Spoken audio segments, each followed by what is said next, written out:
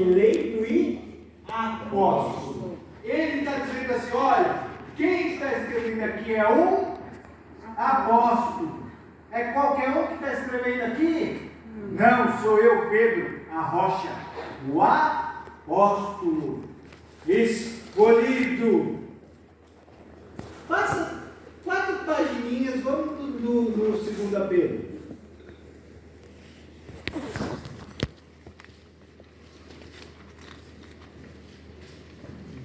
2 Pedro 1:1.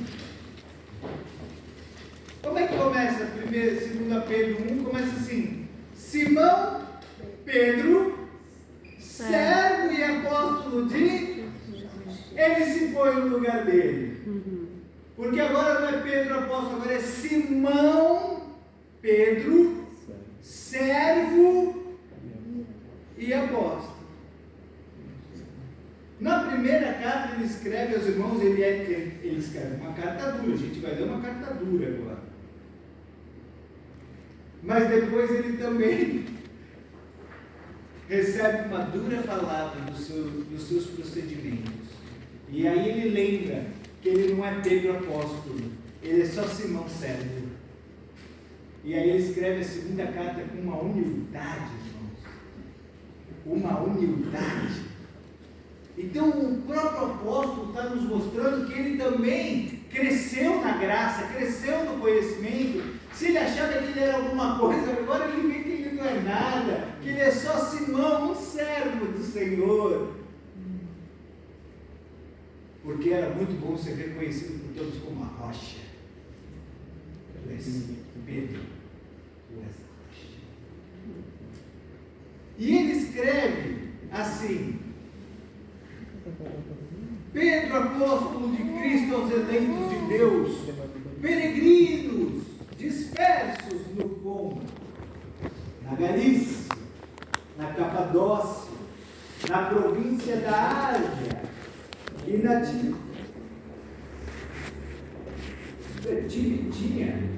A tua palavra também está escrito Tibitínia ou Tibitínia? A minha está Tibitínia. Bitínia. Ou essa cidade na Ásia. Tá? Bitínia. E escolhidos de acordo com o reconhecimento de Deus Pai pela obra santificadora do Espírito Santo para a obediência a Jesus Cristo e a aspersão do seu sangue. Graça e paz que sejam multiplicadas. Bendito seja o Deus e Pai do nosso Senhor Jesus Cristo, conforme a sua grande misericórdia. Ele nos regenerou para uma esperança viva, por meio da ressurreição de Jesus Cristo dentre os mortos, para uma herança que jamais poderá perecer, macular-se ou perder-se o seu valor. Herança aguardada nos céus, para vocês, que mediante a fé são protegidos pelo poder de Deus até chegar à salvação, prestes a ser revelada no último tempo. Nisso vocês exultam, ainda que agora, por um pouco de tempo. Devam ser entristecidos por todo tipo de provação. Assim acontece para que fiquem comprovados que a fé que vocês têm, muito mais valiosa do que o ouro que perece, mais refinado que pelo fogo e genuína, e resultará em louvor, glória e honra, quando Jesus Cristo for revelado. Mesmo não tendo visto, vocês o amam, e apesar de não o verem agora, creem nele, e exultam com alegria indizível e gloriosa, pois vocês estão alcançando o alvo da sua fé, a salvação de vossas almas. O apóstolo Pedro aqui, eu acredito que ele nunca pensou que o Natal fosse ser o Natal como é hoje. Ele nunca imaginou que ia ser tantas luzes tão bonitas, porque naquela época a luz era a óleo. Era um pedacinho de pano molhado no óleo, acendia-se o pano e o pano ficava consumindo óleo, aquilo era a luz. Não tinha vida noturna naquela época. Um dos motivos é porque não se tinha luz. Não se tem luz, não se tem geladeira, não se tem frigorífico, não se tem máquina de lavar, não se tem água quente, não se tem um monte de coisa quando não tem. E eu também, quando eu desci aqui hoje, eu achei bonita, falei, olha a cidade toda iluminada. E o espírito de Natal que paira sobre todos os lugares é um espírito, infelizmente, consumista. Aquele que os olhos agradam os olhos. E acha que eu não acho bonito também uma bela decoração de Natal? Quando eu morava nos Estados Unidos, no meu bairro tinha competição das casas. E ganhava prêmio mesmo quem decorava a casa mais bonita. Tinha gente que botava trenó, anão, gnomo, tudo. Você não acreditava, ele ia gastar assim uns 10 mil euros para enfeitar a casa. E era uma competição, e era engraçado porque no dia que ia acender as luzes, aquela fila de carros, irmãos, fila de carros para ver as luzes das casas. E virava até um ponto turístico assim da cidade, ir lá naquele bairro ver as luzes de Natal. Mas quando a gente canta que nós sabemos o sentido do Natal, muitas das vezes a vontade é apagar as luzes. Porque com essas luzes todas, as pessoas não conseguem ver a estrela, a única estrela que brilha, que é Jesus Cristo.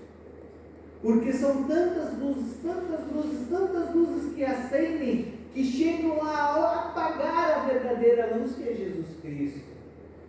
Quantos natais e quantas casas hoje vão estar enfeitadas ao pormenor, com toalhas lindas, um banquete sobre a mesa, mas Cristo não estará lá.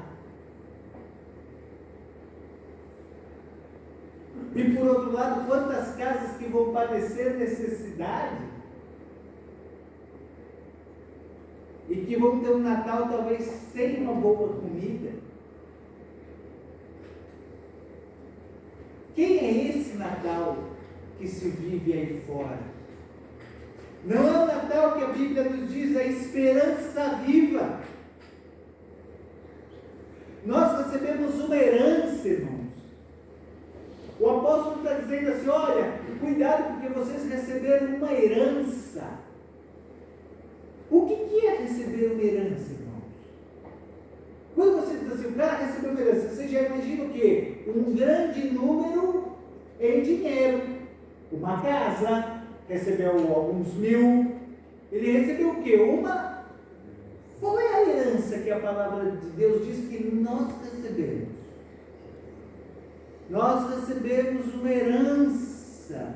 Cristo Jesus é a nossa herança. E Ele não dá essa herança simplesmente. Ele não é só uma herança da gente ouvir falar. Ele nos dá o Espírito Santo que vem selar na nossa vida que Ele é uma herança. E aí, nessa época do ano, nós devemos nos sentir como pessoas que receberam uma grande herança. Mas eu vejo que as pessoas recebem herança e não sabem nem usar a herança. Essa semana eu ouvi assim, olha, o fulano recebeu 250 mil de herança. O pai morreu, deixou uma casa de $500 mil, venderam a casa e dividiram entre 2 irmãos. 250 mil para cada um. Mas os irmãos têm uma vida muito simples. São pessoas simples que vivem praticamente com um pouquinho mais que um salário mínimo. E aí, que você faz quando você recebe uma herança dessa? Óbvio! Compre o melhor carro que você puder para exibir para todo mundo, que agora você tem um carrão. Se possível, compra comigo, né? Eu, na minha loja de carro. Mas é o que eu ouço, eu ouvi essa semana, o fulano ganhou 250 mil de herança, comprou um carro de 120 mil. E ele vai gastar o resto da herança para manter o carro. A hora que acabar a herança, o que vai acontecer? Volta para aquele carrinho velho e tal. Mas pelo menos desfrutou de alguns anos da herança. Porque não sabe pensar no privilégio que a herança traz, não sabe planejar a sua vida segundo a herança que lhe foi concedida. Na palavra de Deus é igual. Ele está dizendo: vós recebeis uma herança. Essa herança, ela é mais valiosa que o ouro. Ela é mais valiosa que o ouro refinado. Porque o ouro tem um valor. O ouro refinado tem outro valor. O ouro refinado é muito mais valioso que o ouro normal. E ele diz: e vocês receberam essa herança sem vê-lo. O que acontece? Não, alguém aqui viu Jesus? Não. Ninguém aqui viu Jesus. Alguém aqui já viu Deus? Não, ninguém aqui viu Deus. Se alguém disser eu vi, eu vou desendemoniar. É só o endemoniado que fala isso. Irmãos, ninguém viu. Ninguém era merecedor. Ninguém era capaz de chegar nisso. Mas ele chega e diz assim: agora vós sois meus filhos. E é isso que ele está dizendo aqui na carta. Herança guardada nos céus para vocês. Sabe onde está a tua herança e a minha herança? Guardada nos céus, diz o Senhor. Amém. E o como vivemos na terra nos diz se nós somos pessoas que estão fazendo bom uso dessa herança ou não. Porque Cristo é a nossa herança. Ele é aquilo que fez toda a diferença na minha e na sua vida.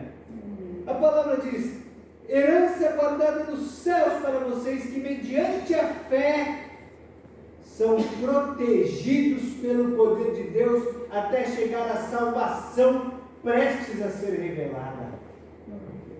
Irmãos, todo pai e toda mãe sonham em quê? Em deixar uma herança para o seu filho. Você diz assim: poxa, meu pai não me deixou nada, mas eu quero deixar para o meu filho alguma coisa para ele se lembrar de mim. Deus enviou o seu filho na terra, chegou e disse assim: vós não sois filhos.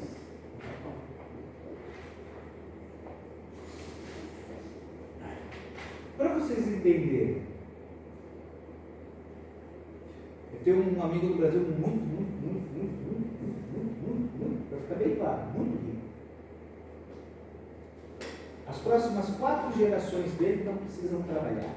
Ninguém precisa trabalhar na casa dele. A herança é uma coisa de louco. É incontável. Incontável. E um dia eu estava na casa dele e o pai dele chegou e disse assim: eu tive 3 filhos homens e eu queria uma menina. E eu adotei essa menina, que era a irmã deles, era adotada. Aquela menina não podia ter possibilidade nenhuma porque ela foi tirada de uma favela. Os pais não tinham dinheiro para cuidar dela e deram a criança. E ele passou um dia lá, num evento, e o pessoal estava falando sobre adoção, e ele disse: isso aí, deixa eu ver como é que é isso. E resolveu adotar. E no meio de todas aquelas crianças, aquela menina foi adotada. E foi levada para uma das casas mais caras que tem em São Paulo. Viver do bom e do melhor. Ela merecia? Não, ela era igual a qualquer outra criança. Mas ele bateu o olho e o coração dele se achegou àquela criança, e aquela criança veio para o seu lar.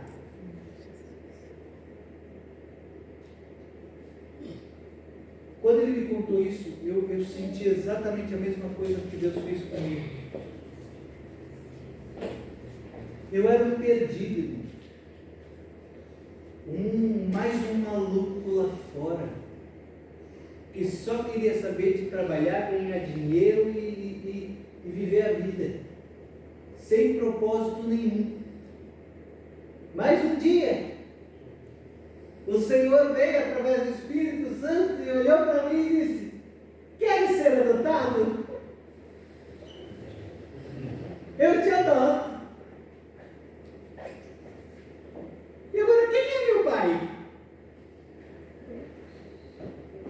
É só o Senhor dos Senhores, o Rei dos Reis, Glória a Deus. aquele que em uma palavra construiu a terra.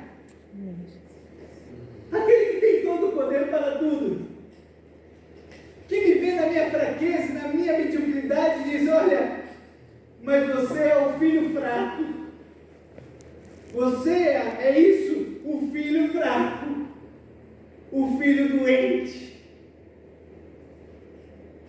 o filho que vai morrer. Mas eu tenho um filho forte, que pode tomar o seu lugar, porque ele é forte. E agora a herança que ele tinha, ele vai dividir com você, porque você morre e ele é eterno, e agora você deixa de ser morto para ter vida eterna.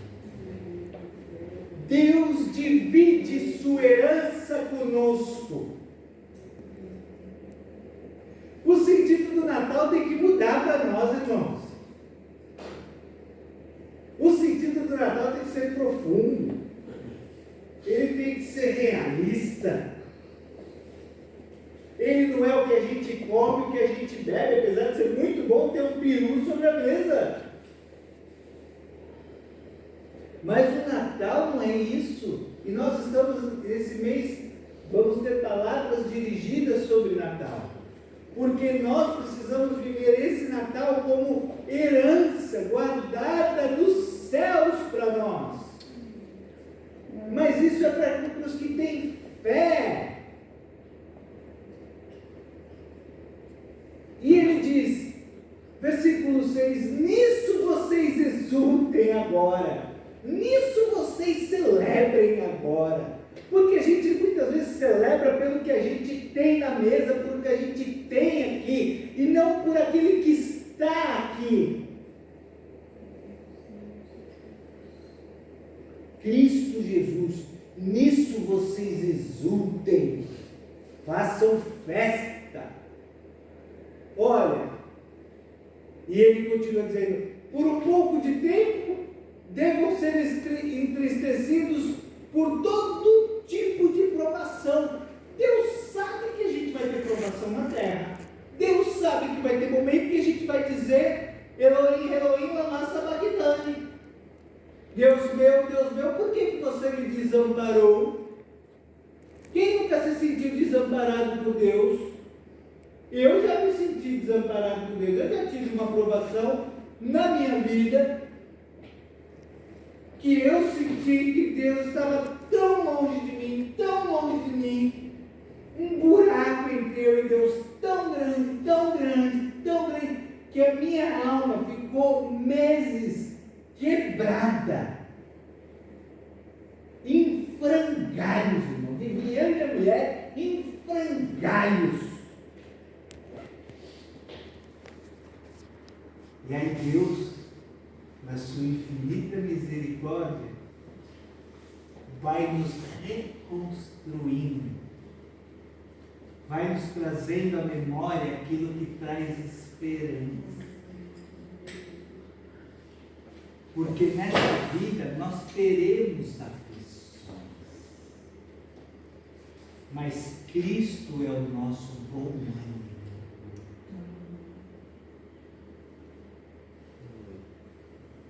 O bom ânimo que a gente acha que é, e é verdade, é um frigorífico cheio, a geladeira cheia. Não dá um bom ânimo quando você chega no mercado e abre aquela geladeira, o franguinho ali, a manteiguinha, tudo bonitinho, o queijinho, você olha e fala assim, que coisa boa.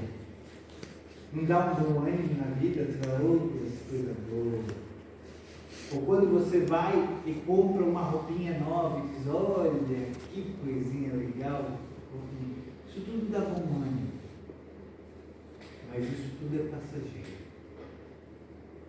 Logo você já se esquece que a gratidão da geladeira vai ter que já refazer no mês que vem, que vai acabar o que está lá dentro. A roupa nova vai ficar velha.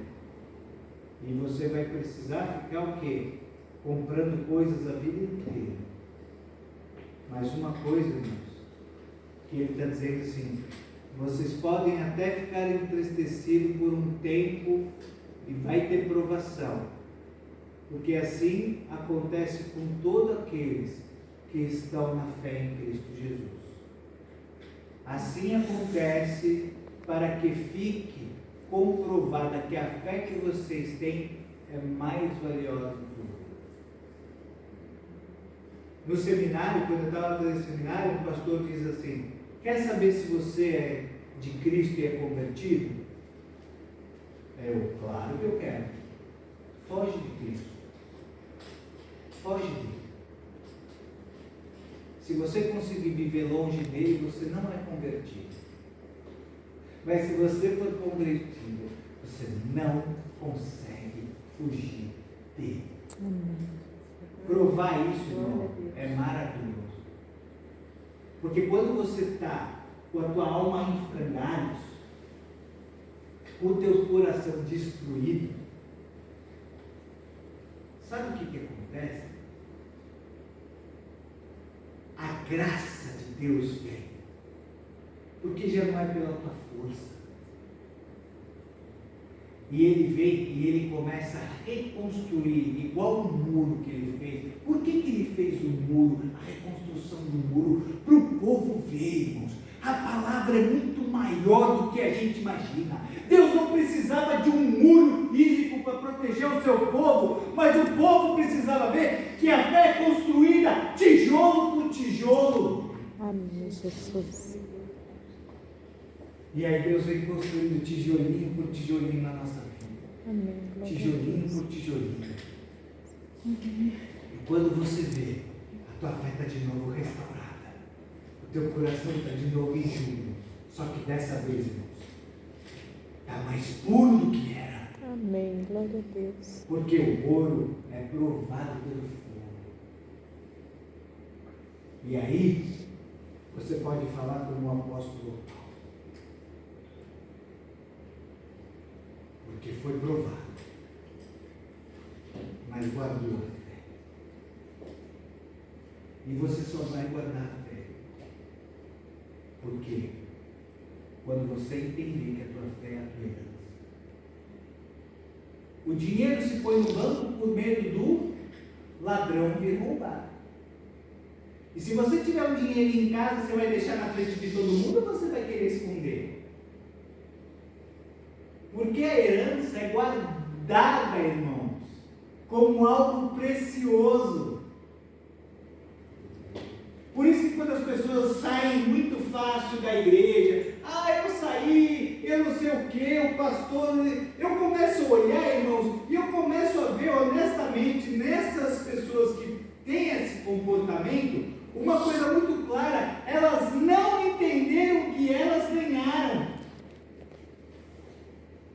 Porque quem entendeu o que ganhou em Cristo Jesus, não se afasta nem dele, nem da igreja. Porque essa igreja pode ser a melhor de todas. Se eu entrar, ela fica ruim. Porque eu entrei. Então, irmãos, a herança valiosa que nós temos é a nossa fé, está dizendo a palavra. A nossa fé em qualquer coisa? Não, a nossa fé em Cristo Jesus. E ele continua dizendo: mesmo não tendo visto, vocês o amam.